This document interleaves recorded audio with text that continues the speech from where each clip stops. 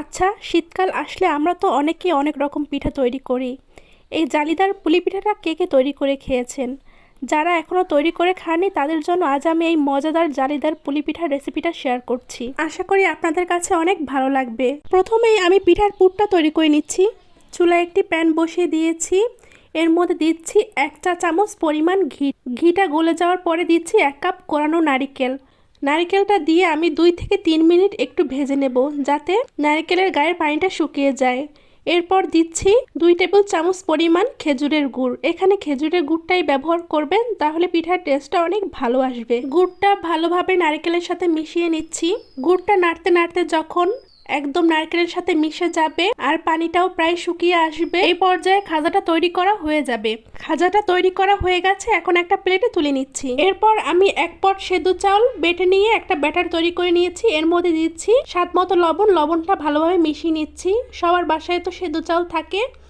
সেদ্ধ চাউল সারা রাত ভিজিয়ে রেখে এভাবে মিহি করে বেটে নেবেন, তাহলে পিঠাটা অনেক ভালো হবে। যাদের বাটতে সমস্যা হয় তারা চাইলে সেদ্ধ চাউল ব্লেন্ডারে মিহি করে গুঁড়ি করে চেলে নিয়ে তার সাথে পরিমাণ মতো পানি মিশিয়ে এই ডোটা তৈরি করে নিতে পারেন। এরপর আমি একটা সিরিঞ্জ নিয়েছি। সিরিঞ্জটা আমি গরম পানিতে 10 থেকে 15 মিনিট ধরে ফুটিয়ে জার্ম ফ্রি করে নিয়েছি। এখন এর মধ্যে সেই চালের ব্যাটারটা ঢুকিয়ে নিচ্ছি। দেখুন আমি কিভাবে কাজটা করছি, আপনারা দেখলেই বুঝতে পারবেন। আপনারা যে কোনো ওষুধের ফার্মেসি থেকে এই সিরিঞ্জগুলো কিনে আনতে পারেন। যে সিরিঞ্জগুলো এখনো ব্যবহার করা হয়নি সেই সিরিঞ্জগুলো কিনে আনবেন।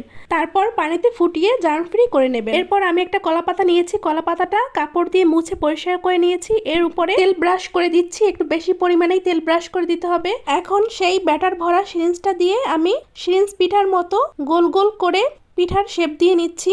এখানে সিরিঞ্জ পিঠার মতো একদম সুন্দর গোল গোল না হলেও চলবে, একটু হিজিবিজি করে দিলেই হবে, কিন্তু খেয়াল রাখতে হবে পিঠার শেপটা যেন একদম গোল থাকে, তাহলে পিঠাগুলো দেখতে অনেক সুন্দর লাগবে। এখন আমি পিঠার পুরটা দিয়ে দিচ্ছি। আমি কিছুটা পরিমাণ পুর হাতের মধ্যে নিয়ে এরকম লম্বা একটা রোলের মতো শেপ দিয়ে নিয়েছি। এখন পিঠার ঠিক মাঝ বরাবর পুরটা দিয়ে দিচ্ছি। এখন কলা পাতার একটা সাইড ধরে অপর সাইডের ঠিক মাঝ বরাবর আলতোভাবে চাপ দিয়ে নিচ্ছি। বেশি জোরে চাপ দেওয়া যাবে না, তাহলে কিন্তু পিঠাগুলো চ্যাপটা হয়ে যাবে, তখন আর পিঠাগুলো দেখতে সুন্দর লাগবে না। দেখুন কি হবে, একটা সাইডের সাথে আরেকটা সাইড লেগে সুন্দর পিঠা তৈরি হয়ে গেল। এভাবে আমি সবগুলো পিঠা তৈরি করে নিয়েছি। এখন আমি পিঠাগুলো সিদ্ধ করতে চলে যাচ্ছি। চুলায় একটা হাঁড়ি বসিয়ে এর মধ্যে কিছুটা পানি দিয়ে দিয়েছি। এর উপরে একটা স্টিমার বসিয়ে দিয়েছি।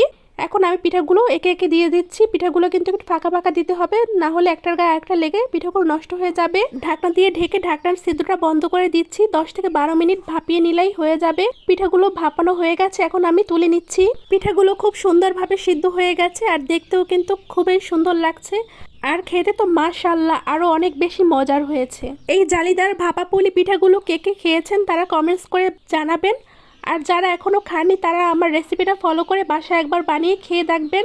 আমার রেসিপিগুলো ভালো লাগলে পেজটা ফলো দিয়ে পাশে থাকবেন। সবাই ভালো থাকবেন, সুস্থ থাকবেন। আল্লাহ হাফেজ।